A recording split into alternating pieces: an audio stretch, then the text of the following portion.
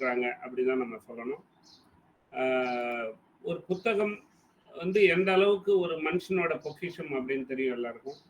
ஒரு மனுஷனோட வாழ்நாள் ஒரு கனவும் கூட எடுக்கலாம். அந்த புத்தகம் எழுதுறது ஒரு வாழ்நாள்ல கிடைச்ச அனுபவங்கள்லாம் பகிர்றது வந்து ஒரு புத்தகம் எழுதுறது. அந்த புத்தகத்தை படிக்கணுன்றது எந்த ஒரு விஷயம் பார்த்தீங்கன்னா, ஈவன் நமக்கு நாலேஜ் ஷேரிங்கை விட ஒரு ஸ்ட்ரெஸ் ரிலீஃபாக கூட நம்ம எடுக்கலாம். அந்த புத்தகம் எங்க இது பண்ணாலும் ஸ்ட்ரெஸ் ரிலீஃப் கூட புத்தகத்தை படிக்க சொல்றாங்க. அந்த அளவுக்கு நமக்கு படிக்க நேரம் இல்லைன்னா கூட இந்த ரெட் ஃபோர்ட் தளத்துல வந்து தினசரி பங்கு பெற்றாலே பல புத்தகங்களை படிக்கிறதுக்கு ஒரு ஈடு அப்படின்னு எடுத்துக்கலாம்.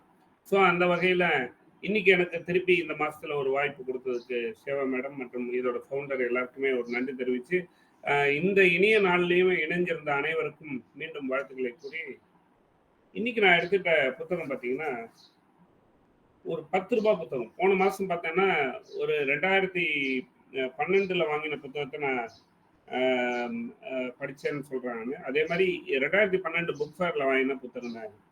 வெறும் 10 ரூபாய், 10 ருபீஸ்க்கு வாங்கின புத்தகம். ஒரு 10 ரூபாயில ஒரு ஒரு மனுஷனை பத்தி தெரிஞ்சுக்க முடியுமா அப்படின்னா, இது நான் பல முறை படிச்சிருக்கேன் இந்த புத்தகம். என்னன்னாக்க, எங்க அப்பா அடிக்கடி சொல்லுவார் ஜிடி நாயுடை பத்தி.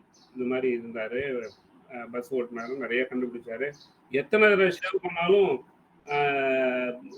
இது மழுங்காத பிளேடெல்லாம் கண்டுபிடிச்சாரு அப்படின்லாம் அவர் நிறைய சொல்லியிருக்காரு. அதனால இன்ஸ்பயர் ஆகி இந்த புத்தகம் நான் படிப்பேன். இன்னைக்கு இனோவேஷன் கிரியேட்டிவிட்டின்னு நிறைய பேசுறாங்க. அதுக்கெல்லாம் முன்னோடியா இருந்து பெரிய நம்ம ஒரு இந்தியன் கவர்மெண்ட்னாலேயோ தமிழ்நாடு கவர்மெண்ட்னாலேயோ கவனிக்கப்படாத பல உயர்வான மனிதர்கள் இருக்காங்க. அதுல ஒரு ஆள் வந்து ஜிடி நாயுடு. அவரை பத்தின ஒரு விஷயம் தான் இந்த மோட்டர் மன்னன் ஜிடி நாயுடு. 10 ரூபாயில ஒரு அருமையான ஒரு புத்தகம். 2012ல வாங்கின புத்தகம். எதுவும் ஒரு 32 பக்கம் உள்ள ஒரு புத்தகம்.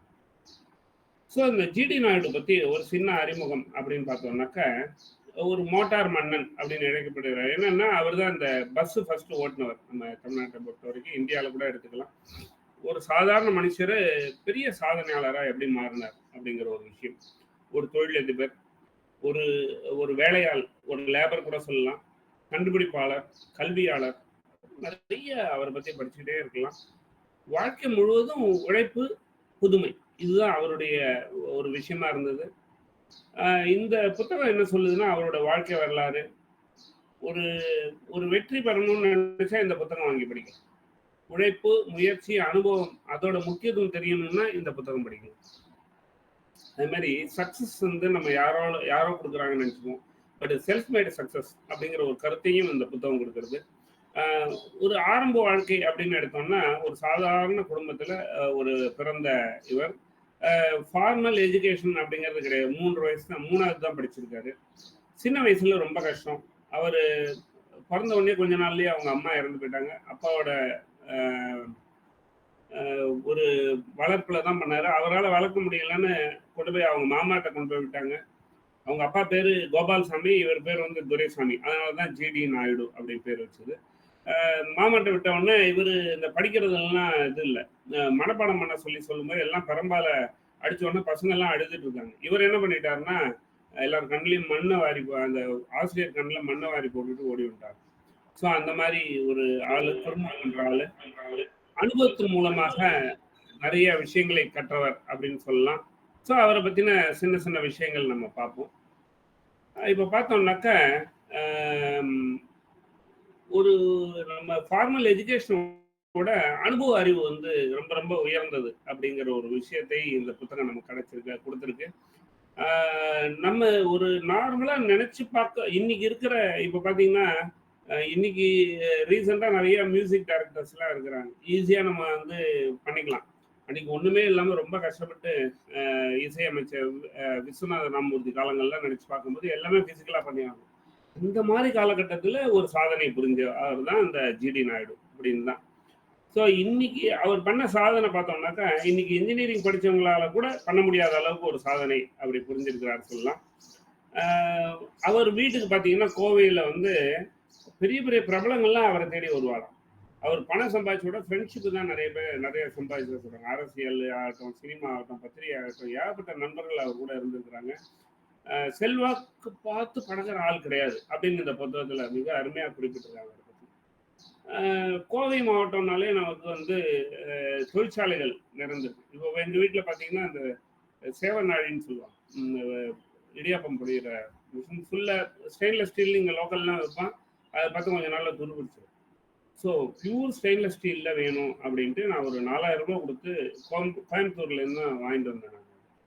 ஸோ அந்த மாதிரி கோவையில் பார்த்தோம்னா பல்வேறு டிஃப்ரெண்ட் டைப் ஆஃப் இண்டஸ்ட்ரியல் எக்யூப்மெண்ட்ஸ்லாம் பண்ணுற ஒரு ஒரு விஷயம் இன்னைக்குமே கோவை வந்து ஒரு தொழிற்சாலைகளுக்கு முன்னோடின்னு நம்ம சொல்லலாம். ஸோ அமைதியான ஒரு கிராமத்தில் தான் வந்து 1893 அவர் மார்ச் 23 பிறந்திருக்கிறாரு. துரைசாமி அப்படின்னு ஒரு பேர் போட்டிருக்காங்க. அவங்க அப்பாவுக்கு வந்து பேர் கோபால்சாமி. ஸோ சாதாரண விவசாய குடும்பத்தில் தான் அவர் பிறந்தார். அவர் பிறந்து ஒரு வருஷத்துல அவங்க அம்மா இறந்து போயிட்டாங்க. ஏற்கனவே சொன்ன மாதிரி தாய் மாமன் ராமசாமி, அவர் எல்லாமே சாமி தான். துரைசாமி, கோபால்சாமி, ராமசாமி. அவர் வீட்டுக்கு போயிட்டு அங்கே படிச்சுட்டு இருக்காரு. ரொம்ப செல்லம் கொடுத்து வளர்த்தாங்க. பட் பார்த்தா குறும்பு, ஏகப்பட்ட குறும்பு பண்ணுற ஒரு பர்சனாக இருந்திருக்கிறாரு. ஸோ இதுக்கு மேலே வந்து கண்ணை ஆசிரியர் கண்ணில் மண்ணை வாரி போட்டோம்னா சரி வராதுன்னு கொண்டு போயிட்டு அவங்க அப்பாட்டே கொண்டு போய் விட்டாரு. அவங்க அப்பா என்ன பண்ணிட்டாரு, அவர் வந்து திரும்பி போயிட்டு வான்னு அனுப்பும்போது வீட்டுக்கு வர வழியிலேயே ஒரு மாட்டு வண்டியில் வைக்க போகிறதுக்கு தீ வச்சிட்டாங்க. அந்த அளவுக்கு பெரிய ஒரு நாட்டி பாய் ஜிடி நாயுடு சின்ன வயசில். தனியாக 2 ஆள் அவருக்கு போட்டு இப்போ பவுன்சர்னு போடுவாங்க. எங்கள் ரிலேட்டிவ் பையன் வந்து ரொம்ப குறும்பு பண்ணுவோம். அவனுக்கு பார்த்தீங்கன்னா ஒரு ஃபங்க்ஷனில் அவனை பார்த்துக்கிறதுக்கு 2 பவுன்சர் நாங்கள் வந்து அரேஞ்ச் பண்ணோம். அவரை கண்காணிக்கிறதுக்கு எங்கேயோ ஓடி போய் குதிச்சிருவாங்க அந்த மாதிரி குட்டி பையன். ஸோ அந்த மாதிரி இவருக்கு அந்த காலத்திலே பவுன்சர் போட்டுருக்குறாங்க. இளைஞராக மாற போனோன்னா அவருக்கு நிறைய ஃப்ரெண்ட்ஸ்லாம் கிடைச்சிருக்கிறாங்க. கிராமத்துல போயிட்டு கலாட்டா பண்ணுறது எல்லாமே அவர் பண்ணியிருக்கிறாரு. நிறைய தொழிலேருந்து வெளியூர்லேருந்து சில பொருட்கள்லாம் வாங்கிட்டு வந்து அப்படியே பிஸ்னஸ் பண்ணி லாபம் பார்க்க ஆரம்பிச்சாரு. ரொம்ப புத்திசாலித்தனத்தை பார்த்து அந்த கிராமத்து மக்களே ரொம்ப வியந்தாங்களாம். ஸோ அந்த நேரத்தில் பார்த்தீங்கன்னா ஒரு தோட்டத்தில் வேலை செய்கிற வேலையாட்களுக்கு வந்து 30 பைசாவும் பெண்களுக்கு 20 பைசாவும் கூலியாக கொடுத்தாங்க. எப்பவுமே பெண்களுக்கு வந்து கம்மியாக தானே கொடுப்பாங்க இல்லையா? ஸோ இப்பவுமே நம்ம ஆம்பளையால் பொம்பளையால் அப்படிம்பாங்க கொத்தனாரில். லேடிஸ்க்கு வந்து இது லேபர் கம்மியாக கொடுப்பாங்க. ஸோ அதை வந்து அவர் வந்து கூலி எல்லாருக்குமே அவங்க உயர்த்தணும் அப்படின்னு பேசி அதெல்லாம் வெளியிலேருந்துலாம் ஆள் கொண்டு வந்துலாம் இறக்கி இவருக்கு அபராதம்லாம் போட்டாங்க. அதை மீறி வேலையாட்களை வந்து வேலை நிறுத்தம் ஸ்ட்ரைக் பண்ணி அந்த இவங்களுக்கு வந்து கூலி உயர்வு வாங்கி கொடுத்துருக்கிறாரு அந்த காலத்தில். அந்த மாதிரி ஒரு விஷயம் நம்ம பார்த்தீங்கன்னா ஜிடி நாயுடுனா கண்டுபிடிப்பு தான். பட் சின்ன வயசுலேயே அந்த அளவுக்கு ஒரு வீரமான ஒரு மனப்பான்மை அவருக்கு இருந்திருக்குன்னு இந்த புத்தகத்தில் குறிப்பிட்டிருக்காங்க. ஸோ இவருக்கு என்ன பண்ணால் கடைசிகளுக்கு எல்லாருக்கும் ஒரு கஷ்டகாலம் வரும் இல்லையா? அவருக்கும் வந்திருக்கு. ஒரு பெண் பார்க்க தொடங்கி அவருக்கு ஒரு செல்லம்மாள் ஒரு பாப்பா வந்து கல்யாணம் பண்ணி கொடுத்துருக்குறாங்க. 20 வயசுலேயே திருமணம் ஆயிருக்கு அவருக்கு. அப்பயும் அவர் குறும்பு சும்மா இல்லை. திருமண தினத்தை வந்து பார்த்தீங்கன்னா காண போயிட்டார். அப்புறம் வந்து பதறி போய் அவரை கூப்பிட்டு வந்து ஐயர் மந்திரம் ஓதக்கூடாது, அப்போதான் நான் தாலி கட்டுவேன்னு சொல்லி தாலி கட்டியிருக்கேன். அப்புறம் பார்த்தோன்னா சித்த வைத்திய சிகாமணி அப்படின்னு சொல்கிறாங்க. எப்படின்னா சித்தர்கள் எழுதிய நூல்களை படித்து சித்த வைத்தியத்து மூலம் அவருக்கு ஆர்வம் வந்து மருந்துகள் அவரே தயாரிக்க தொடங்கியிருக்காரு. அந்த குறிப்புகள்லாம் வச்சு அதை சாப்பிட்டு நிறைய பேருக்கு நோய்கள்லாம் சரியா போயிருக்கு. சித்த மருத்துவ பேராசிரியர் அப்படின்ற பட்டமும் அவர் வந்து பிற்காலத்தில் வாங்கியிருக்கிறார் அப்படின்னு சொல்லலாம். இந்த மாதிரி ஒரு காலகட்டத்தில் அவருக்கு வந்து ஒரு ஆங்கிலேயர் வந்து அவர் கிராமத்து வயல்வெளியில் வந்து மோட்டார் சைக்கிள் ஓட்டிட்டு வந்திருக்காரு. போன உடனே வந்துட்டோன்னா அந்த மோட்டார் சைக்கிள் சார் உங்க ஸ்லைடு மாறவே இல்லை சார். ஏதோ ரிப்பேர் ஆகி நின்று இருக்கு. ரமேஷ் சார் இல்ல ஸ்லைடு அப்படிதான் வச்சிருக்கேன். ஓகே ஸ்லைடு அப்படிதான் வச்சிருக்கேன். ஸ்லைடு அப்படிதான் வச்சிருக்கேன். Okay sir. கேக்குறதா? கேக்குது சார். ஓகே நான் ஸ்லைட்ல பின்னாடி அவருடைய கண்டுபிடிப்புகள் பற்றி போடும்போது தான் ஸ்லைடு மாத்தலான்னு இருக்கேன். இந்த போட்டோல பார்த்தோன்னா ஜிடி நாயுடுவும் விஸ்வேஸ்வரையா அவங்க இருக்கிறது. விஸ்வேஸ்வரையா பார்த்தீங்கன்னா இன்ஜினியர்ஸ் டே அப்படின்னு கொண்டாடுவாங்க. மிகப்பெரிய சிவில் இன்ஜினியர். அவரும் இவரும் சேர்ந்த போட்டோலாம் கிடைச்சிருக்கு. இணையத்தில் தேடி பார்த்தோம்னா ஜிடி நாயுடு பற்றி பல பல விஷயங்கள் பார்த்தோம்னாக்க அவர் இந்த மோட்டார் சைக்கிளை பற்றி தான் இப்போ பேசுகிறோம் பாருங்களேன். இந்த மோட்டார் சைக்கிள் தான் இது. பார்த்தோம்னாக்கா அந்த ஆங்கிலேயர் வந்து அதை ஓட்டிட்டு வந்திருக்கிறாரு. நடுப்புற ரிப்பேர் ஆன உடனே அதுக்கு அந்த ரிப்பேர் செய்யறதுக்கு என்னென்ன தேவையோ அதெல்லாம் ஏற்பாடு பண்ணி கொடுத்து அவர் வந்து பழுதை நீக்கி ஆங்கிலேயர் செஞ்சுட்டார்.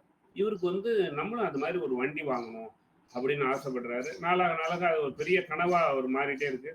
வண்டி வாங்கணும்னா நிறைய பணம் சம்பாதிக்கணும் இல்லையா? அதுக்கு கோவைக்கு போகிறது தான், இவர் கிராமத்தில் இருக்கார் இல்லையா, கோயம்புத்தூருக்கு போகிறது தான் ஒரே வழின்ட்டு கோயம்புத்தூருக்கு நடந்தே போயிருக்கிறார். முதன் முறையாக போகும்போது தான் ரயில் வண்டியை வழியில் பார்த்துருக்கிறார் அவர் முதன் முறையாக. அங்கே இருக்கிற வயல்வெளி தொழிற்சாலை எல்லாத்தையும் அப்படியே போய் பார்த்துட்டு வந்து கொஞ்சம் சர்வராகும் பல பல சில்லற வேலையெல்லாம் செஞ்சு கொஞ்சம் கொஞ்சம் பணம் சேர்த்துட்டார். கொஞ்ச நாளில் அங்கே கோயம்புத்தூர் போயிட்டு மோட்டார் சைக்கிள் வாங்குற அளவுக்கு பணம் சேர்த்துட்டாரு. அந்த ஆங்கிலேயர் முதல்ல மோட்டார் பைக் எடுத்துன்னு வந்தார் இல்லையா, அவரை போய் மீட் பண்ணியிருக்காரு. அங்கே நடுப்புற பார்த்துருக்காரு. பார்த்துட்டோன்னே எனக்கு இந்த மாதிரி பைக் வேணும்னோன்னா அவரும் அதை விற்கிற ஆர்வத்தில் இருந்தோடனே அதை இவர்கிட்ட கொடுத்துட்டாரு. இந்த ஸ்லைடில் தெரிகிற மோட்டார் பைக் தான் அவர் ஃபஸ்ட்டு வாங்கின மோட்டார் பைக். ஸோ அதை வாங்கிட்டு வந்த உடனே என்ன பண்ணுவார், எங்கள் பெரிய பையன் சின்ன வயசில் இப்போ என்ன பண்ணுவோன்னா ஒரு ட்ரெயின் ஏதோ ஒரு பஸ்ஸு வாங்கி கொடுத்தா பயங்கரமாக பிரித்து தனித்தனியாக போட்டுருவோம், சேர்க்க மாட்டேன். இவர் தனியாக பிரிச்சுட்டு திருப்பி அதை அசம்பிள் பண்ணி ஓட்டி பார்க்க ஆரம்பிச்சிருக்கிறார். அந்த அளவுக்கு அதில் என்னென்ன பார்த்து என்னென்ன வேலை செய்கிறது அப்படின்னு ஃபுல்லாகவே அதுக்குள்ளேயே அவரை கற்றுருக்காரு. செல்ஃப் லேர்னிங் இதுதான் பெரிய பெரிய விஷயமா இருக்குது. அதுலேயே பார்த்தீங்கன்னா பின்னாடி ஒரு பாக்ஸ் இருக்கும், இந்த ஸ்லைடில் பார்த்தீங்கன்னா தெரியும்.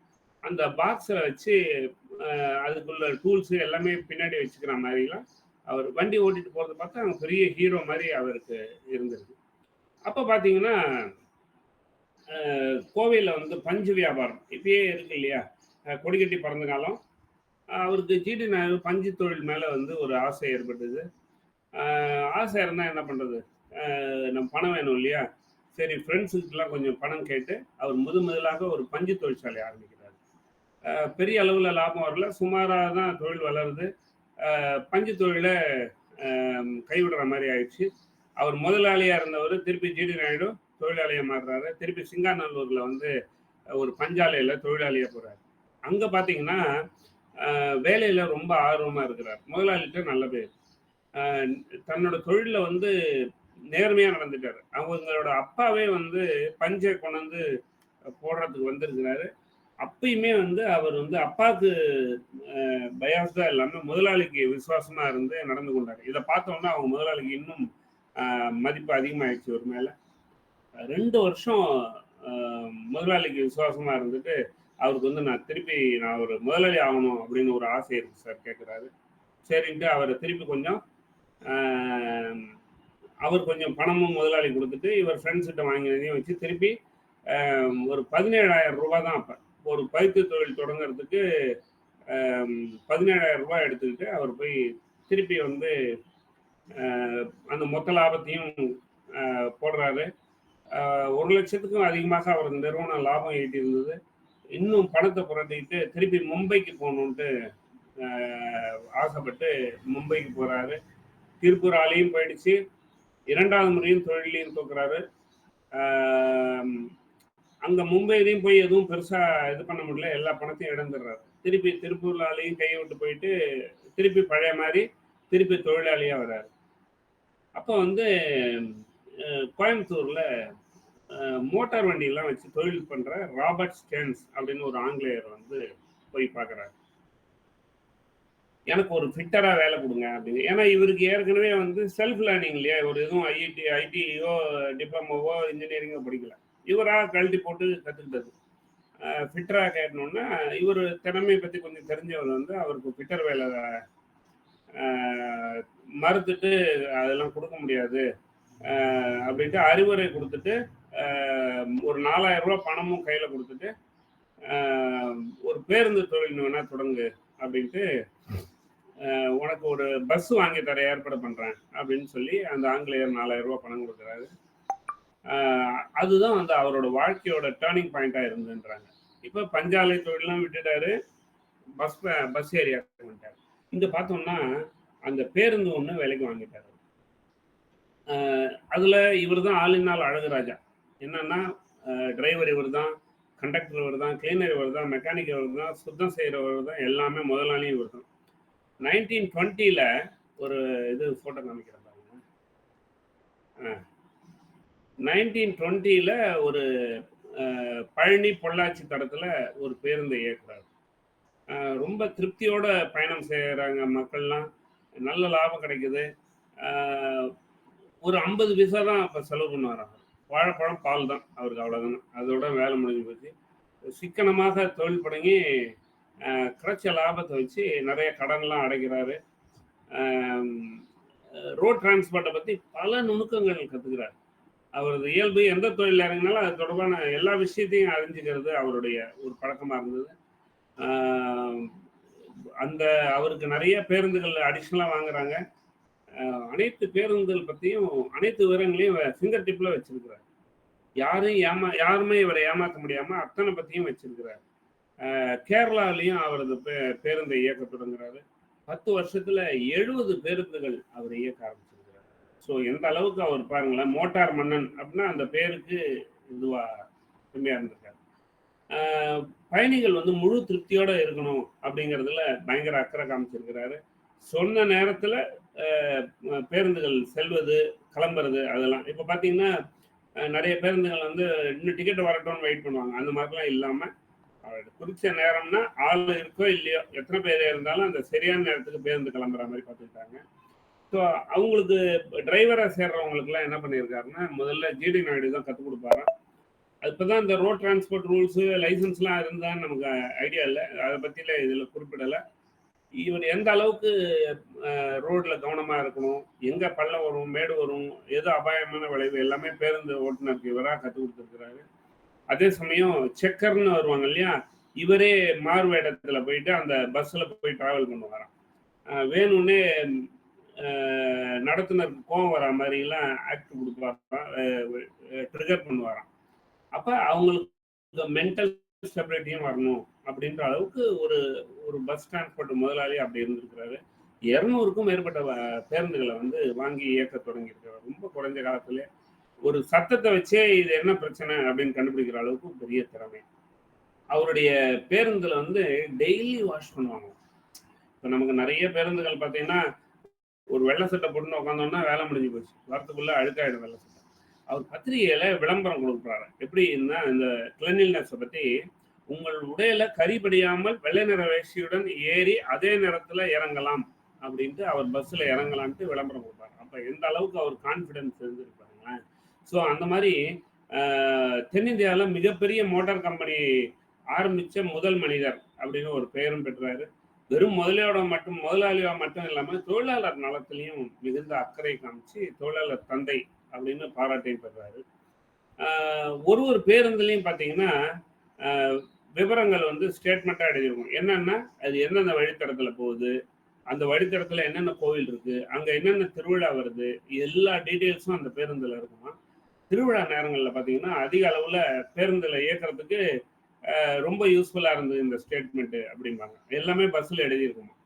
ஸோ அவரது நிறுவனத்தில் வேலை பார்க்குறவங்களுக்கு முதல்ல போனஸ் அப்படின்னு வழங்கினாராம். தமிழகத்திலே போனஸ் வழங்கும் முறையை ஆரம்பிச்சது இவருடைய நிறுவனம் தான் அப்படின்னு சொல்கிறாங்க. அவர் வழங்குற போனஸ் தொகையை பார்த்த தொழிலாளர்கள் இது வரைக்கும் சரியாக ஒர்க் பண்ணாமல் இருந்தது கூட இவரோட அணுகுமுறையை பார்த்து நிறையா வேலை செய்ய ஆரம்பிச்சாங்க அப்படின்னு. யாருக்கா ஒருத்தருக்கு உடம்பு சரியில்லைன்னா என்ன பண்ணுவாருன்னா 10 ரூபாய் அபராதம் இருப்பார். யாருக்குன்னா டிரைவர் கண்டக்டர் உடம்பு சரியில்லாமல் வந்து வேலை பார்த்தேன். ஹெல்த்து தான் முக்கியம், முதல்ல லீவ் எடுத்துக்கோ, யாரும் உடம்பு சரியில்லாதோட வேலைக்கு வரக்கூடாது அப்படின்ற ஒரு பெரிய உயர்ந்த நோக்கம். யூஎம்எஸ் அப்படின்னு ஒரு ஒரு அருமையான ஒரு கம்பெனி ஆரம்பிக்கிறாரு. யுனைடெட் மோட்டார் சர்வீஸ் அப்படிங்கிறத ஆரம்பிக்கிறார். குட்டி முதலாளிகள் வந்து இந்த நேரத்தில் நிறைய பேர் இவர் பஸ்ஸில் வந்து பயங்கர ஆர்வம் ஆனோன்னு நிறைய பேர் பஸ் எல்லாம் விட ஆரம்பிச்சாராம். ஏகப்பட்ட குட்டியா. பட் அவங்களால பெருசா திறமையா இயங்க முடியல. இவருக்கு வந்து போட்டியா என்ன பண்ணாரு, அந்த எல்லாத்தையும் இணைச்சு யூஎம்எஸ் யுனைடெட் மோட்டார் சர்வீஸ்னு ஆரம்பிச்சு எல்லா பஸ்ஸையும் இது கூட இணைச்சு, ஸோ இவருக்கு போட்டியும் போச்சு, அவங்களுக்குமே நல்ல லாபம் ஏற்றி கொடுத்ததா சொல்றாங்க.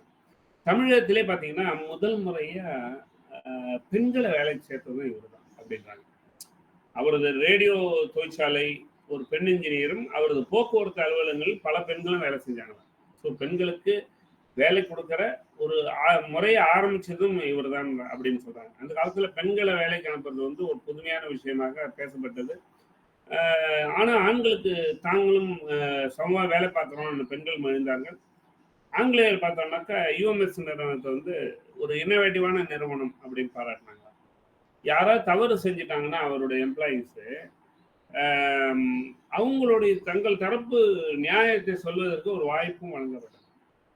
ஸோ தவறு நிரூபிக்கப்பட்டா வேலையை விட்டு எடுத்துட்டு வரோம். ஆனா அது அவருக்கு நியாயமா இருந்ததுன்னா அவருக்கு வந்து அந்த அவர் தவறு செஞ்சாலும் அதை சரிப்படுத்தி வரோம்.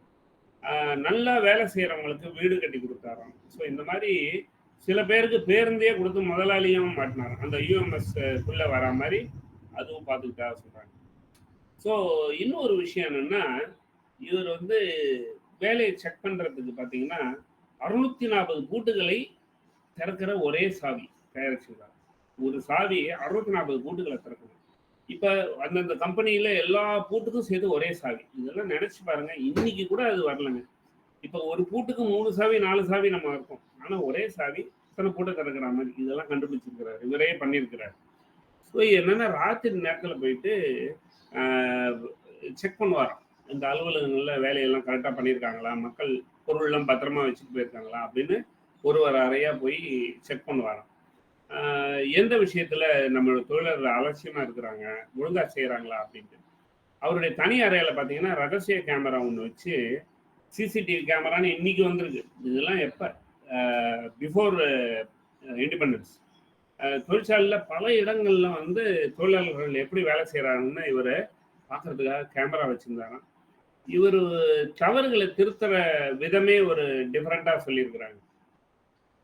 ஒரு நாள் போய் ஒரு மேனேஜர் டேபிள்ல போய் பார்த்துருக்காரு. ரொம்ப முக்கியமான தஸ்தாவேஜ் எல்லாம் டாக்குமெண்ட்ஸ் எல்லாம் வந்து கடாபடான்னு கடந்திருக்கு. அவதெல்லாம் வந்து அடுக்கி வச்சுட்டு பக்கத்துல ஒரு சீட்ல உங்களுடைய மேஜையை தினமும் சுத்தம் செய்வீங்களா, இல்ல இது போல தினமும் உங்க முதலாளியை சுத்தம் செய்ய சொல்கிறீர்களா அப்படின்னு எழுதி வச்சுட்டு வந்தாங்க. இந்த அளவுக்கு ஒரு இன்னோவேட்டிவ் பர்சன். மேஜையை வந்து அதுக்கு பிறகு எல்லாரும் சுத்தமாக வச்சுக்க ஆரம்பிச்சாங்களாம். அதே மாதிரி பார்த்தீங்கன்னா ஒரு லைட்டை ஆஃப் பண்ணாமல் போயிட்டார். ஒரு அலுவலகத்தில் வேலை பார்த்த ஒரு மேனேஜர் உடனே ராத்திரி அவருக்கு கார் அனுப்பி அவரை ஆஃபீஸ்க்கு வர வச்சு அவரே விட்டு லைட்டை ஆஃப் பண்ண சொல்லிட்டு அவர் திருப்பி வீட்டுக்கு நடந்து போகிறதுக்கு வச்சார். ஸோ இந்த மாதிரிலாம் வித்தியாசமாக அவர் வந்து ஒரு விஷயம் வச்சிருப்பாரு. அதே மாதிரி டாக்குமெண்ட்ஸ் வந்து தவறை சுட்டி காமிக்கிறதுக்கு ஒரு இடத்துல யாரெல்லாம் மிஸ்டேக் தப்பா பண்ணியிருக்காங்க அப்படின்னு பாக்குறதுக்கு ஒரு கோப்புலயே ஒரு இடத்துல ஒரு டிஃப்ரெண்டா கோப்பு வச்சிருந்தாங்க.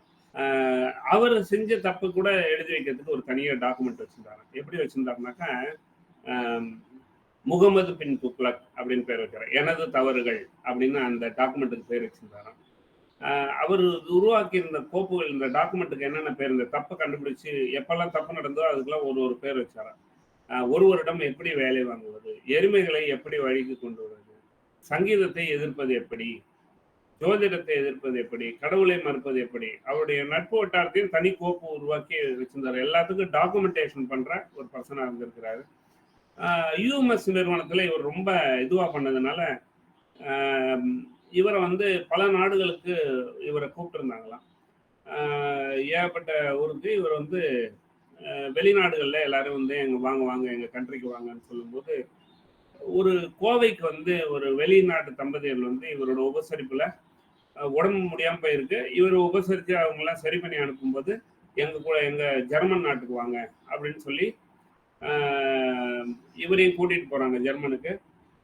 1932 விமானம் மூலம் ஸ்ரீலங்காக்கும் அங்கேருந்து ஜார்ஜஸ் பிலிப்பார் அப்படின்னு பிரெஞ்சு கப்பலில் வந்து பயணம் செய்யும்போது அந்த கப்பல் வந்து தீப்பிடிச்சிருக்கு. நிறைய பேர் உயிரை காப்பாற்றிக்க கடல்லாம் குளிச்சிருக்காங்க. ஆனால் இவர் வந்து நிறைய பேரை காப்பாற்றிட்டு அப்புறமா ஒரு 2 பெண்கள் உட்பட எல்லாரையும் காப்பாற்றி அவங்கெல்லாம் லைஃப் போட்டில் கூட்டு போய் ஒரு வழியாக ஜெர்மனுக்கு போயிருக்கிறாரு. ஜெர்மனுக்கு போயிட்டு அங்கே போய் பல ஆராய்ச்சி கூடங்கள் பல தொழில்நுட்பங்கள் எல்லாம் கற்றுக்கிட்டு அவருக்கு இருந்த சந்தேகங்கள்லாம் கேட்டு தெரிந்து கொண்டார். ஜிடி நாயுடு வந்து ஒரு ரேசர் பிளேடை வந்து தயாரிச்சிருக்கிறாரு. எல்லாமே இந்த யூஎம்எஸ் அப்படின்ற ஒரு கம்பெனியில தான். அங்க இருக்கிற விஞ்ஞானிகள்லாம் பெரிதும் பாராட்டினார்களாம். அந்த தரம் மிக உயர்ந்ததாக போட்டினார்கள்ன்றாங்க. இதுதான் அந்த இது வந்து 3rd பிரைஸ் இதுக்கு கொடுத்துருக்குறாங்க எக்ஸிபிஷன்ல வந்து ஹிட்லர் அந்த பீரியட்ல. கொடுத்துருக்காங்க. இது பேர் Rasant razor, developed by GD Naidu. இந்த யூஎம்எஸ் கம்பெனிக்கு தான் பேரில் தான் இந்த பேட்டர்ன்லாம் வச்சிருக்காங்க. ஸோ அப்படி பார்க்கும்போது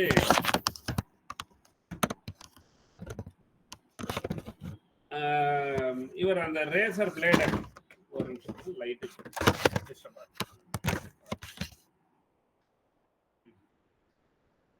பல நாட்கள் வந்து ஜெர்மனியை சுற்றி பார்த்து ஏகப்பட்ட அவர் அறிவை வந்து நாலேஜ் இம்ப்ரூவ் பண்ணிக்கிட்டே இருந்தார். மோட்டர் சம்மந்தப்பட்ட தொழிற்சாலைகள்லாம் நிறைய போய் பார்த்துருக்காரு. அவர் அமெரிக்கா போயிட்டு அங்கிருந்து ஜப்பான், கொரியா, மஞ்சூரியா, சீனா, மங்கோலியா, இந்தோனேஷியா இதெல்லாம் சுற்றி வந்திருக்கிறாரு. ஸோ சீனாவோட பெருஞ்சுவரை பார்த்ததா சொல்கிறாங்க. கோபி பாலைவனத்தை பார்த்தார். 1933 வந்து இந்தியாவுக்கு வந்தார். தமிழகத்து பத்திரிகைகளில் வந்து அவர் வருவதை பற்றிய செய்தி வந்திருந்ததால சென்னை ரயில் நிலையத்தில் வந்து மக்கள்லாம் அவரை பார்க்க வந்ததாக சொல்கிறாங்க. அவர் வெளிநாடுகளில் வந்து கற்றுட்டு வந்த விஷயம் எல்லாத்தையும் பார்த்தோம்னாக்க தன்னோட யூஎம்எஸ் நிறுவனத்தை வளர்ச்சிக்கு பயன்படுத்தி கொண்டாராம். 2வது முறையாக வந்து அவர் திருப்பி வெளிநாடுகளுக்கு உடனே போயிருக்காரு. இந்த முறை அவர் வந்து ஒரு கேமரா எடுத்துகிட்டு போயிருக்காரு. அந்த பயணத்தில் வந்து வரலாற்று நிகழ்ச்சிகள், லண்டனில் நடந்த ஒலிம்பிக் போட்டிகள் இதெல்லாம் படம் எடுத்திருக்காரு. இங்கிலாந்து மன்னரை படம் எடுத்திருக்கிறார் சொல்கிறாங்க. தனது பெயரை எழுதி வைத்திருந்த ஒரு கேமராவை ஒரு நாள் தொலைச்சிட்டார். அது பேர் எழுந்ததுனால அது திருப்பி அவர்கிட்டயே வந்து சேர்ந்துதான். மேலை நாட்டினரோட நேர்மையை கண்டு அவர் வியந்தார் அப்படின்னு சொல்கிறாங்க. ஸோ அங்கிருந்து ரஷ்யாவுக்கு சென்று 4 நாட்கள் இருந்திருக்கிறாரு. ஜெர்மனிக்கு வந்திருக்காரு. அங்கே ஒரு ஹோட்டலில் அவர் தங்கியிருக்கும்போது அடால்ஃப் ஹிட்லர் அங்கே தான் தங்கியிருப்பாரு. அவர் கூட அறைக்கு சென்று அவர் ஃபோட்டோ எடுத்திருக்காரு. அந்த புகைப்படத்தில் ஹிட்லரோட கையெழுத்தையும் வாங்கியிருக்கிறாரு. அந்த மாதிரி நிறைய ஃபாரின் ட்ரிப்லாம் போயிருக்காரு. அதே சமயம் பார்த்தீங்கன்னா 47 வயசுல இன்னைக்கு அப்டேட் பண்ணிக்கணும் அப்படின்ட்டு அமெரிக்காவில் சென்ட் லூயி ஃபேக்டரி சர்வீஸ் பள்ளியில் வந்து ஒரு டிப்ளமா படிக்கிறார். அப்புறம் கார்ட்டர் கார்பரேட்டர் அப்படின்னு சொல்லுவாங்க. அப்படிங்கிற ஒரு பள்ளியிலையும் சேர்ந்து படிக்கிறார். எப்பன்னா 47 வயசுல. அங்கே ஆசிரியர்கள் கற்றுத்தரும் முறையை வந்து கவனமாக பார்த்துக்கிட்டு படிப்பு முடிஞ்ச உடனே ஆயிரக்கணக்கான டாலர் மதிப்புக்கு பல்வேறு இயந்திரங்களை வாங்கி இந்தியாவுக்கு வந்து திரும்பி வர்றாரு. நாடு திரும்பி அவர் அமெரிக்கா கண்காட்சியில் எடுத்த படத்தை பள்ளிகள் மற்றும் தொழில் நிலையங்கள் போட்டு காமிச்சு மாணவர்களுக்கு இந்த மாதிரிலாம் கற்றுக் கொடுக்கணும்னு அவர் சொல்லியிருக்காரு. அவர் வந்து ஒரு விவசாய குடும்பத்தில் பிறந்ததுனால அவர் நிறைய இந்த மாதிரி விஷயங்கள்லாம்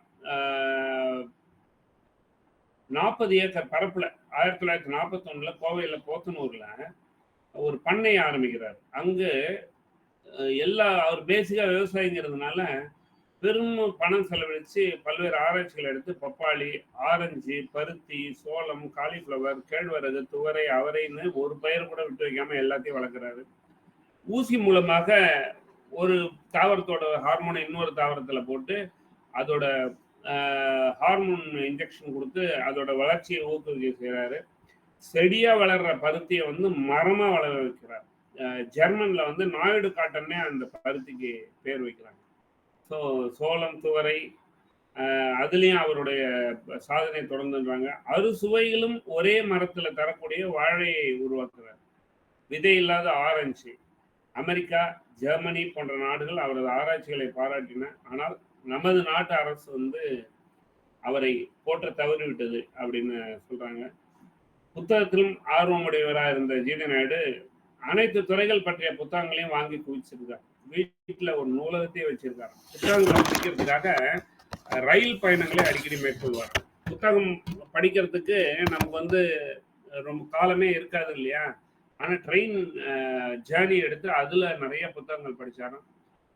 தொழில் அறிவை வந்து நிறைய வச்சிருந்ததுனால கோவை மாநகரில் பல தொழிற்சாலை ஆரம்பிச்சிருக்காரு. நேஷனல் எலக்ட்ரிக்கல் ஒர்க்ஸ் என்ற பெயரில் இந்தியாவிலேயே எலக்ட்ரிக் மோட்டார் தயாரித்த முதல் கம்பெனி ஜிடி நாயுடுவோட கம்பெனி தான் சொல்கிறாங்க. வானொலி பெட்டிகளாக இருக்கட்டும், சிறிய அளவிலான மோட்டார்கள், டீசல் மோட்டார், டயர்கள், இயந்திரத்துக்கு தேவையான எல்லா உதிரி பாகங்கள், இது எல்லாமே பலவற்றை தயாரிக்கணும் திட்டமிட்டு, ஆனால் பாதியிலேயே அவர் நிறுத்துற மாதிரி ஆயிடுச்சு. டைப்ரைட்டர் ரிப்பன்கள், pencil carbon, rubber, stamp ink பேடல்கள், செப்பு கம்பிகள், ஸோ இந்த மாதிரி நிறைய ரசீதுகள் அச்சடி இயந்திரம், வாக்குப்பதிவு கருவி, மிகவும் குறைந்த அளவு பொருட்களை கொண்டு மாதம், தேதி, நாள் மற்றும் நேரத்தை காட்டக்கூடிய ரேடியோ கடிகாரம் இது எல்லாமே தயாரிச்சிருக்காரு அவரு. பாலிடெக்னிக் கல்லூரி, இன்ஜினியரிங் கல்லூரி போன்றவைகளையும் இவர் ஆரம்பிச்சிருக்காரு.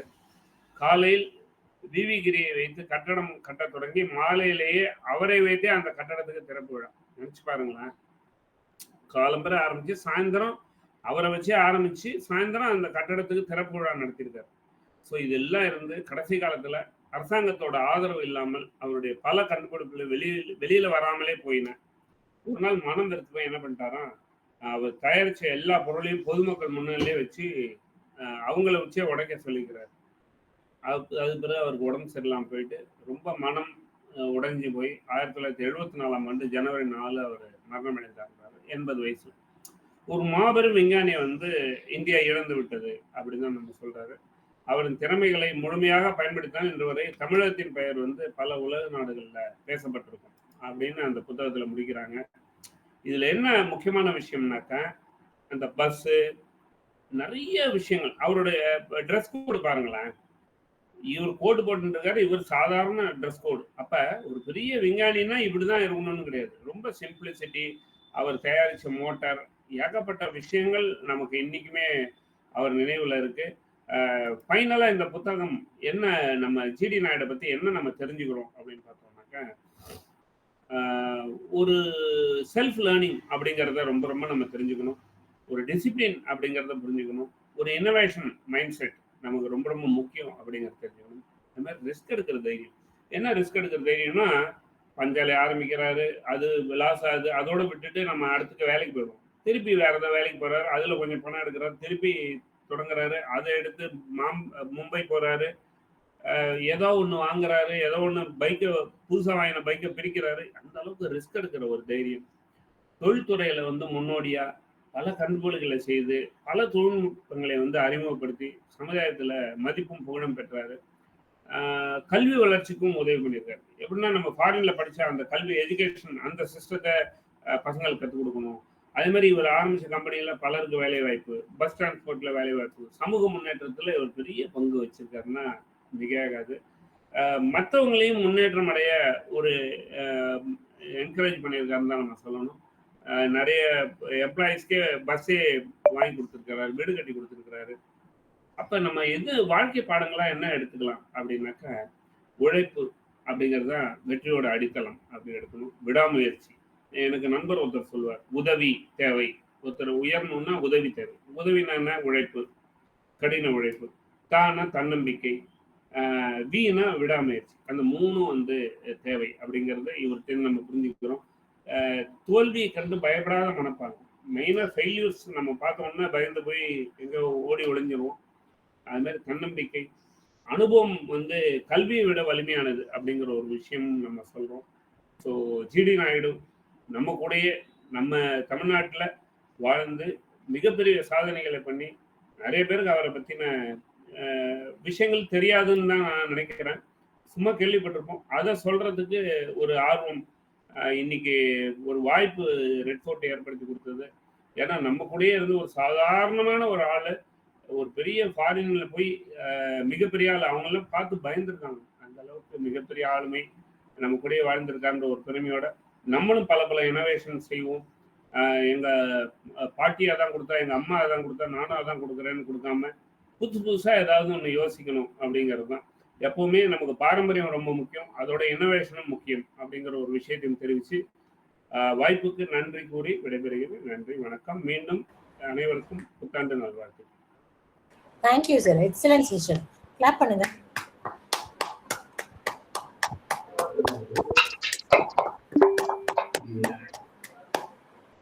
தேங்க்யூ, ரொம்ப நல்லா இருந்துச்சு சார். ஒரு சிறந்த மனிதரை பத்தி தெரிஞ்சுக்கிட்டதுல ரொம்ப சந்தோஷம்.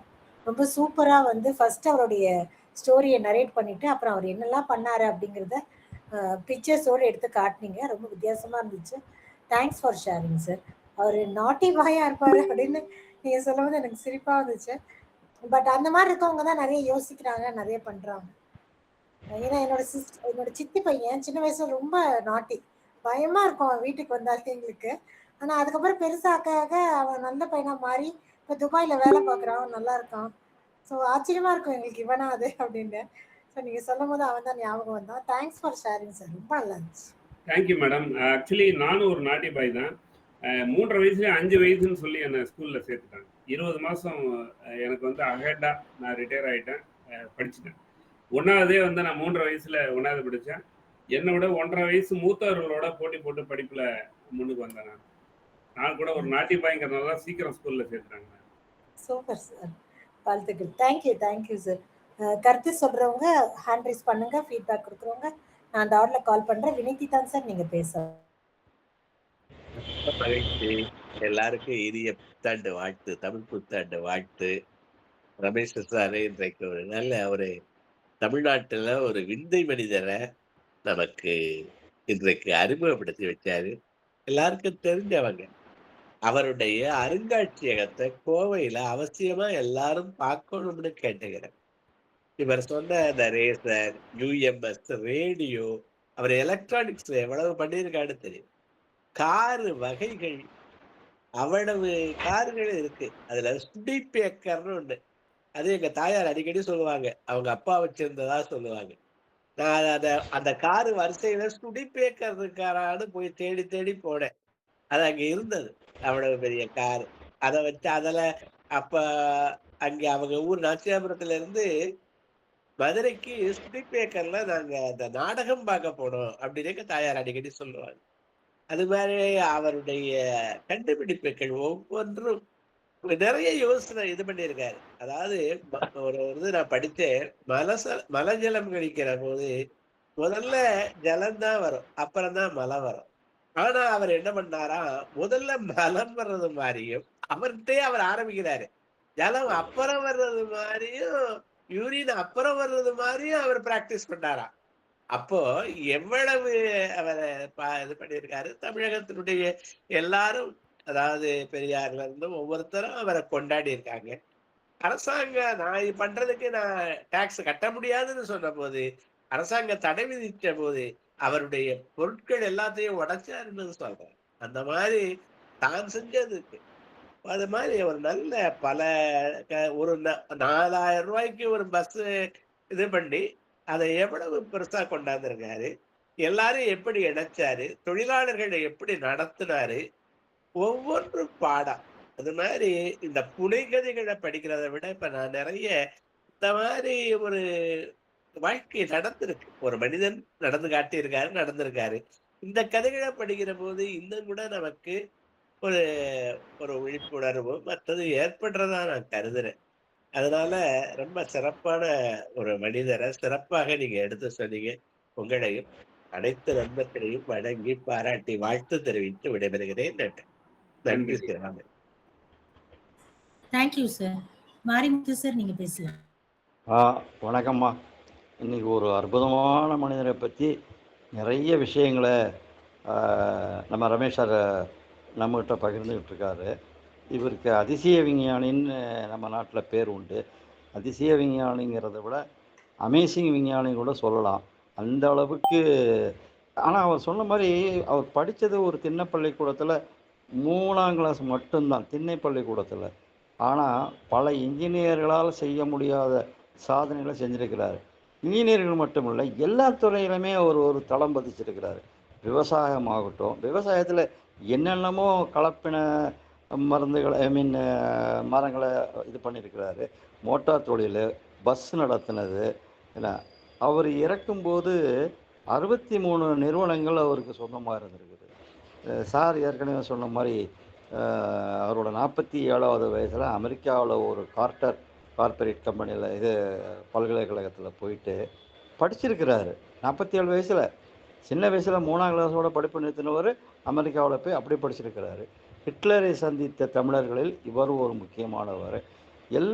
அதாவது எடிசனை பற்றி சொல்லும்போது 1000 கண்டுபிடிப்புகள் செய்தார் அப்படின்லாம் சொல்லுவாங்க. இவர் 100க்கு மேலே நம்ம நாட்டில் அதை படிக்காத ஒருத்தர் 100க்கு மேலே ஒரு கண்டுபிடிப்புகளை செஞ்சுருக்கிறாரு. ஆனால் இவரை நாம் கொண்டாடுறதை விட்டுட்டு ஏதோ டாக்ஸ் கட்டலை அப்படி இப்படின்னு சொல்லி அவரை வெறுத்து போக வச்சு, விரக்தி அடைய வச்சு, போட நீங்களாவது அப்படின்னு சொல்லிட்டு அவர் கண்டுபிடிச்ச அத்தனையும் உடைச்சி போட்டார் போங்கடான்னு சொல்லி. ஆனாலும் பரவாயில்ல, இன்றைக்கும் கோயம்புத்தூரில் ஒரு காலேஜ் நடத்திக்கிட்டு இருக்கிறாரு. அதாவது மோட்டார் தொழில் சம்பந்தமான ஒரு காலேஜ் நடத்திக்கிட்டு இருக்கிறாரு. இவரை பற்றி இவர் 100 விஷயங்களை கண்டுபிடிச்சாரா இல்லையோ, இவரை பற்றி தகவல்கள் 100 விஷயங்கள் இருக்குது. இந்த சார் சொன்னதில் 100 விஷயங்கள் 100 தகவல்கள் சொல்லியிருக்கிறாரு. அதே மாதிரி நான் ஏற்கனவே சொன்ன மாதிரி அமேசிங் விஞ்ஞானின்னு தான் இவரை சொல்லணும். இவரை பற்றி நான் எழுதின ஒரு புக்கு, இவரை பற்றி இல்லை, தழைத்து வளருத தன்னம்பிக்கைன்னு ஒரு புக் எழுதியிருக்கிறேன். அதில் 18ஆம் பக்கத்தில் ஜிடி நாயுடுவை பற்றி ஒரு பக்கத்துக்கு சுருக்கமாக எழுதியிருக்கிறேன். அந்த புக்கில் 45 சாதனையாளர்களை பற்றி எழுதியிருக்கிறேன். அதில் எனது மனம் கவர்ந்த ஜிடி நாயுடும் ஒருத்தர் தான். இந்த ஜிடி நாயுடு பற்றிய விவரங்களை இன்றைய இளைஞர்கள் படித்தா, அவரை பற்றி அவர் எப்படி கஷ்டப்பட்டு ஒன்றுமே இல்லாமல் வந்து இவ்வளோ அறிவுஜீவியாக இருந்தாலும் படித்தா, நம்ம நாட்டிலையும் பல ஜிடி நாயுடுகள் உருவாவார்கள். அதற்கு நம்ம தான் ஊக்கம் கொடுக்கணும், இளைஞர்கள்ட்ட கொண்டு சேர்க்கணும். அந்த வகையில் இந்த ரெட் ஃபோர்ட் தளம் இன்றைக்கி அவரை பற்றிய தகவல்களை நம்மிடம் கொண்டு வந்து சேர்த்துருக்குது. ரமேஷ் சாருக்கும் வாழ்த்துக்கள், ரெட் ஃபோர்ட் தளத்துக்கும் வாழ்த்துக்கள். நன்றி, வணக்கம். நன்றிங்க. Thank you sir. திவ்யா பாலா, நீங்க பேசு.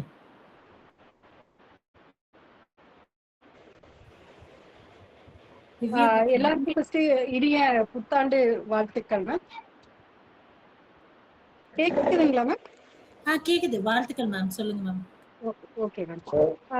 சார் ஆக்சுவலி இன்னைக்கு அதாவது ஜிடி நாயுடு ஒரு ஃபுல் வாழ்க்கை வரலாறே அழகா கதையில கொண்டு போனது.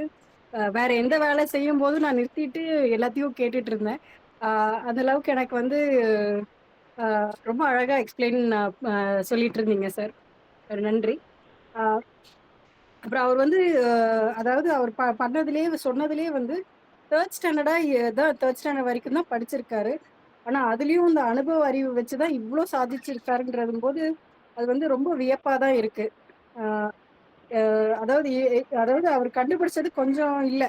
நானும் ஒரு இன்ஜினியராக இருக்கும்போது நான் அவரோட அந்த கார் மியூசியம் போய் பார்த்துருக்கேன். அப்போ வந்து அவர் வந்து இப்போ கண்டுபிடிச்சிருக்காங்களா அப்படின்ற மாதிரி வியப்பா இருந்தது. ஆனா அதெல்லாம் இந்த அனுபவ அறிவிலேயே இவ்வளவு கண்டுபிடிச்சிருக்காங்கும் போது அது ஒரு பெருமிதம் தான் அவருக்கு. பிளஸ் அது எக்ஸ்ட்ரா இன்ஃபர்மேஷன் வந்து அவர் சித்த மருத்துவராகவும் இருந்திருக்காருன்றது வந்து ஒரு புது விஷயமா இருந்தது. ஸோ இதுல இருந்து அப்புறம் விமன் எம்பவர்மெண்ட்டுக்குலாம் அவர் வந்து ரொம்ப துணை புரிஞ்சிருக்காரு. ஃபர்ஸ்ட் எம்பவர்மெண்ட் வந்து அவர் செஞ்சிருக்காரு அப்படிங்கும் போது அது வந்து ரொம்ப பெருமைக்குரிய விஷயமா தான் தெரியுது. இதுல எனக்கு எப்படி தெரியுதுன்னா, இந்த கொன்றை வேந்தன் ஔவையார் பாடின கொன்றை வேந்தன் வந்து ஊக்கமுடைமை ஆக்கத்திற்கு அழகுன்ற மாதிரி ஆர்வம் இருந்தாலே முன்னேற்றம் தானா வரும்ன்றதுதான் இதுல இருந்து தெளிவா அவர்ல வாழ்க்கையில இருந்து புரியுது. இந்த இது சொன்னதுக்கு இந்த இன்னைக்கு இந்த செஷன் எடுத்ததுக்கு வந்து மிக்க நன்றி sir. Thank you Ramesh sir. Thank you. Thank you. Thank you ma'am. Lakshmi ma'am, நீங்க பேசுங்க. Thank you ma'am. அனைவருக்கும் இனிய தமிழ் புத்தாண்டு நல்வாழ்த்துக்கள். நம்மளுடைய நாட்டி பாய் ஜிடி நாயுடு சாரை பத்தி நம்மளோட நாட்டி பாய் ரமேஷ் சார் அழகா நமக்காக எடுத்து வச்சாங்க இந்த புக்ல. சூப்பரா இருக்கு சார். அந்த சின்ன புக்ல அதுவும் ரொம்ப விலை குறைவுன்னு சொன்னீங்க. அந்த புக்ல இவ்வளோ இன்ஃபர்மேஷன் இருக்கிறத எங்களுக்காக இன்னைக்கு ஒரு ஜஸ்ட் 30-45 மினிட்ஸ்ல அவ்வளோ இன்ஃபர்மேஷன் ஷேர் பண்ணியிருக்கீங்க. அவர் வந்து அதான் அவருடைய வாழ்க்கையில இருந்து என்ன எடுத்துக்க முடியுதுன்னா, படிப்பறிவை விட பட்டறிவு வந்து நமக்கு நிறைய கொடுக்கும். ஸ்கில்ஸ் டெவலப்மெண்ட்டுக்கு வந்து அது முக்கியம். ஏட்டு சுரைக்காய் கறிக்கு உதவாதுன்னு சொல்லுவாங்களா, அந்த மாதிரி. ஸோ அவர் வந்து மேல் நாட்டுக்கு போய் தன்னை நிரூபிச்சு தான் கத்துக்கிட்டதை வந்து திருப்பி இங்கே வந்து நம்ம நாட்டுல இருக்கவங்களுக்கும் ஷேர் பண்ணியிருக்காரு. ஏழை மாணவர்கள் எல்லாருக்கும் அது ரீச் ஆகணுங்கிறதுக்காக நிறைய ட்ரை பண்ணியிருக்காரு. அப்புறமா நீங்க சொன்னபடி அவருக்கு ஏத்த அந்த அங்கீகாரம் கிடைக்காததுனால கடைசியில வெறுத்து போய் உடைச்சதுங்கிறது வந்து ரொம்ப வருத்தத்துக்குரிய விஷயமா தான் இருந்துச்சு. இருந்தாலும் அவர் பல துறைகள்ல அவரை ப்ரூவ் பண்ணியிருக்கிறது, அந்த மியூசியம் பார்க்க சொல்றதெல்லாம் வந்து நான் இது வரைக்கும் பார்த்தது இல்லை. கண்டிப்பா போய் ட்ரை பண்ணணும்னு வச்சிருக்கேன். ஸோ இந்த அளவுக்கு வந்து ஒரு தனி மனிதனா தன்னை வந்து அவர் டெவலப் பண்ணி ஒரு ரோல் மாடலா எல்லாருக்கும் எழுதியிருக்கிறாருங்கிறத புரிஞ்சுக்க முடியுது sir. Thank you for the experience session sir. Very nice. Thank you Muthulakshmi. Thank you Lakshmi ma'am. Nagavalli ma'am, நீங்க பேசலாம். அனைவருக்கும் தமிழ் புத்தாண்டு நல்வாழ்த்துக்கள். ரமேஷ் சார் எக்ஸலண்டா இருந்தது. ஜிடி நாயுடு பத்தி இவ்வளவு விஷயங்கள் நிஜமாவே நம்ம வந்து எத்தனையோ தலைவர்களை பத்தி தான் தெரிஞ்சுக்கிறோமே வழியே இப்படி உழைப்பால் முன்னேறியவர்களை பத்தி தெரிஞ்சுக்கிறது வந்து எவ்வளவு பெரிய விஷயம் தெரியுமா? எத்தனை முறை விழுந்தோம் அப்படிங்கிறது முக்கியம் இல்ல, விழுந்த போதெல்லாம் எழுந்தோம் அப்படிங்கிறது இருக்கு பாத்தீங்களா? அவர் வந்து அதுதான் முக்கியம். நம்ம வந்து எவ்வளவு அவர் பஞ்சால வச்சாரு, அப்படி எல்லாத்துலயும் சரிவு ஏற்பட்டது இல்லைங்களா? ஆனா அவர் அதை ஒரு இதுவா எடுத்துக்காம ஒவ்வொரு முறையும் அவர் எழுந்து திருப்பி திருப்பி திருப்பி அவளை முன்னேறிட்டு இலக்கை நோக்கி அடைஞ்சாரு பாருங்க. அதுதான் அவர் வந்து அதாவது தமிழகம் மற்ற இந்தியாவுல அது ஒரு போற்றுதலுக்குரியதா அவரை கொண்டு போகலனாலும் இப்போ நம்ம வந்து அவரை போற்றிக்கிட்டு இருக்கோம் பாருங்க. அதுதான் பெருமையான விஷயமா நான் நினைக்கிறேன். Excellence sir. அப்படியே அப்படியே ஒவ்வொரு கருத்துக்களும் நச்சுன்னு இருந்தது அவரை பத்தி. நம்ம இது வரைக்கும் தெரிஞ்சுக்கலையே இவரை பத்தி, எனக்கு ஒரு ஆதங்கம் இருந்தாலும் இப்பயாவது தெரிஞ்சுக்கிட்டேனே அப்படிங்கிறது எனக்கு மனசுக்குள்ள தோணுச்சு. ரொம்ப நன்றி சார். வாழ்க வளமுடன், வாழ்த்துக்கள். Excellence sir. மேம் உங்களுக்கு ரொம்ப நன்றி. இப்படி ஒரு வாய்ப்பு கொடுத்து சார் வந்து எங்களுக்கு தெரிய வைக்கிறதுக்கு நீங்களும் ஒரு காரணம். ரொம்ப நன்றி மேம். வாழ்க வளமுடன், வாழ்த்துக்கள் மேம். நன்றி ma'am. Thank you Nagal madam. Thank you ma'am. Milton sir நீங்க பேசலாம். வணக்கம் அனைவருக்கும். தேவை மடத்துக்கு என்ன சொல்றது, எல்லாரும் சொல்ற மாதிரி ஸ்பெஷல் தேங்க்ஸ் சொல்லணும். தமிழ் புத்தாண்டு வாழ்த்துக்களை தெரிவித்துக் கொள்கிறேன். ரமேஷ் சார் வந்து எப்பவுமே நான் அடிக்கடி சொல்றது, ட்ரைனிங் உலகத்துல வந்து ஜாம்பவான்கள் அவர் ஒருத்தர எப்பவுமே அவரை கருதுறேன். ஏன்னா அந்த அளவுக்கு வந்து ஒரு விஷயத்தை எடுத்தாருன்னா ஜிடி நாயுடு அது வந்து நம்ம ஏற்கனவே தெரியும் போல இது இவரை பத்தி நம்ம என்ன தெரிஞ்சுக்க போறோம் அப்படின்னு நினைச்சிருக்கலாம் சில பேரு. ஸோ அவங்க வந்து எல்லாமே சம்திங் நியூ அப்படின்ற மாதிரி தான் ஒரு இது புரிஞ்சுக்கினேன். ஒரு விஷயம் கேள்விப்பட்டேன், அதை மட்டும் ஷேர் பண்ண விரும்புறேன்.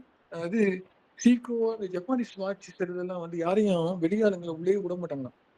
வந்து அவங்க சீக்ரெட் ஏதாவது தெரிஞ்சுக்க போறாங்க அப்படின்றதுக்காக விட மாட்டாங்க அந்த கம்பெனிக்கு.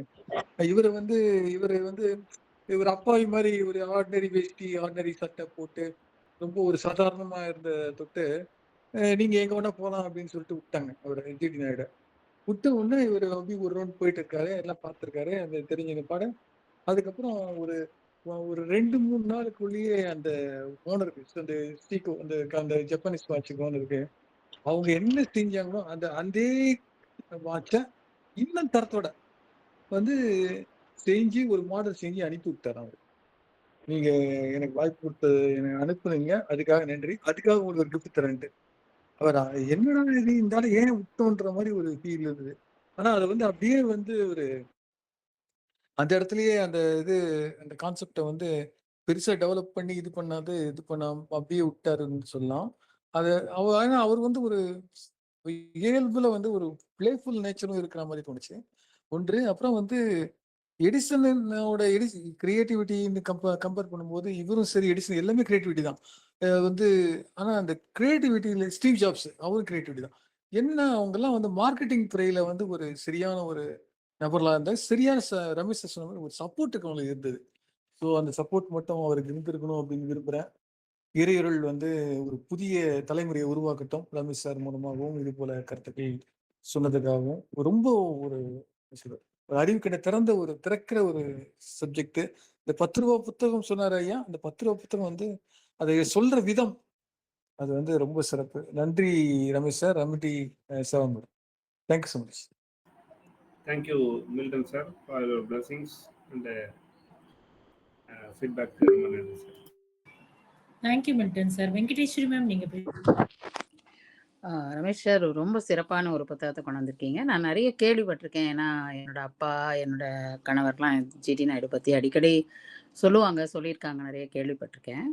பட் எவ்வளோ ஆரம்ப காலம் முதல் கடைசி வரை உள்ள பலவிதமான நுணுக்கமான தகவல்களை நீங்கள் சொன்னீங்க. எனக்கு ரொம்ப ஆச்சரியமானது என்னென்னா, நமக்கு எதிர்ப்பாக ஒரு இவன் பஸ் நடத்துகிறானேன்னு அவனும் பஸ் நடத்துகிறான்னா அவங்கள வந்து அணைச்சு அவங்களையும் ஒரு கோஆப்ரேட்டிவ் மெத்தட்ல அப்பவே அந்த சிந்தனை அவருக்கு வந்திருக்கு. ஏன்னா அந்த மாதிரி ஒரு செயல் செய்யறது வந்து ரொம்ப எளிமையானது கிடையாது. அதுக்கு வந்து ரொம்ப புத்திசாலித்தனம், ரொம்ப வந்து பொறுமை எல்லாமே தேவை. அதை வந்து பண்ணியிருக்காருங்கிறது ரொம்ப ஆச்சரியமா இருக்கு எனக்கு கேள்விப்படுறது. ஏன்னா இப்பயும் நான் நினைப்பேன் பல முறை நம்மளுடைய விவசாயிகள் ஏன் இப்படி கஷ்டப்படுறாங்கன்னா, நம்ம துண்டா போட்டுறோம் நம்ம இடங்களை. அப்பா வந்து பிள்ளைக்கு நாளாக பிச்சு கொடுத்துட்றாங்க, அதை நாளாக பிச்சு கொடுத்துட்றாங்க, அதில் வரப்பு சண்டை இப்படியே போகுது.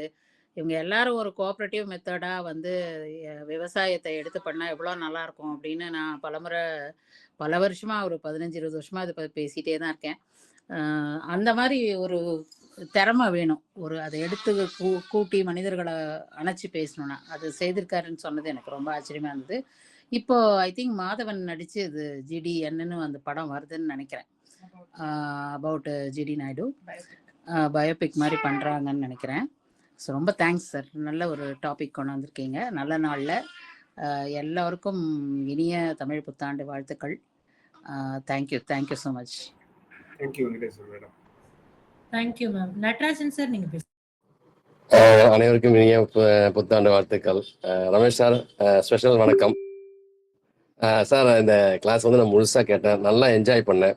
நிறைய விஷயங்கள் நம்ம வந்து கொடுத்துருக்கீங்க. வெறும் அதாவது 10 ரூபாயில நீங்கள் வந்து ஒரு பெரிய ஒரு கடல் போன்ற அந்த அவரை வந்து மிக அழகாக கொடுத்தீங்க. ஆனால் அந்த 10 ரூபாவோட செலவு இல்லாமல் நாங்கள் வந்து அதை கற்றுக்கிட்டோன்றது தெரிஞ்சுக்கிட்டோன்றதுல வந்து ரொம்ப சந்தோஷம். நிறைய ஒரு நிமிஷம் நான் பேசிட்டு வந்தேன். ஒரு நிமிஷம். அதாவது மிக சிறப்பாக இருந்தது. கெஸ்ட் வந்திருக்காங்க, நான் மறுபடியும் பேசுகிறேன் சார். வாழ்த்துக்கள், ரொம்ப சந்தோஷம், சிறப்பாக இருந்தது. அது முக்கியமாக பார்த்தீங்கன்னா அந்த பெண்கள் போனஸ் கொடுத்த விஷயம் இதெல்லாம் புதுசாக இருக்குது. அதாவது பெண்களுக்காக அவர் வந்து அப்பயே வந்து அந்த ஒதுக்குற விஷயங்கள் அதெல்லாம் வந்து மிக சிறப்பு. ரொம்ப சிறப்பாக இருந்தது சார். கெஸ்ட் வந்திருக்காங்க. Thank you sir. Bye. Thank you Natarajan sir. Madam அவர் வந்து நெய்வேலி தான்.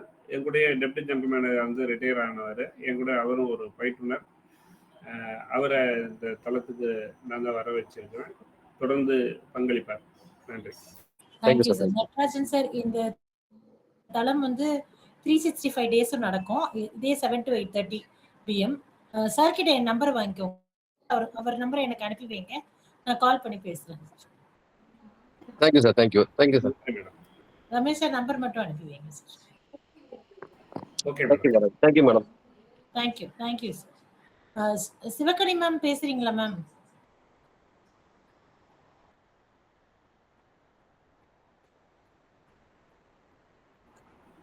தேங்க்யூ. வடிவேல் சார் நீங்க பேசலாம். இனிய மாலை வணக்கம் ரமேஷ் சார். இன்னைக்கு நீங்க கொடுத்த புத்தகத்தினுடைய சாரம் எக்ஸலண்ட். உண்மையிலேயே ஒரு 10 ரூபாய் புத்தகத்தை நீங்க ஆழமான விஷயங்களை தொகுத்து எளிய முறையில் எங்களுக்கு பார்ட்டா கொடுத்தது தான் மிக சிறப்பு. உண்மையிலேயே GD நாயுடுனுடைய அந்த ஆய்வு, அவருடைய இந்த சமுதாயத்திற்கான பங்கு, ஒவ்வொரு இடத்துலையும் அவரு மக்கள் மீது வச்சிருந்த அந்த பற்று, எப்படி பழகணும், எப்படி கொண்டு போகணும் அப்படிங்கிறத நீங்க அழகா விவரிச்சு சொன்னீங்க. வெளிநாட்டு அனுபவத்தையும் சொன்னீங்க.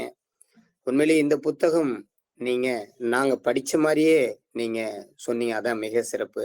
நாங்க படிச்சா எப்படி உள் வாங்க முடியுமே, அதுபோல பொறுமையா நிதானமா அந்த ஏற்ற இறக்கத்தோடு ஒவ்வொரு மனதிலும் பதிவு வைக்கிற மாதிரி விஷயங்களை நீங்க பதிவு பண்ணீங்க.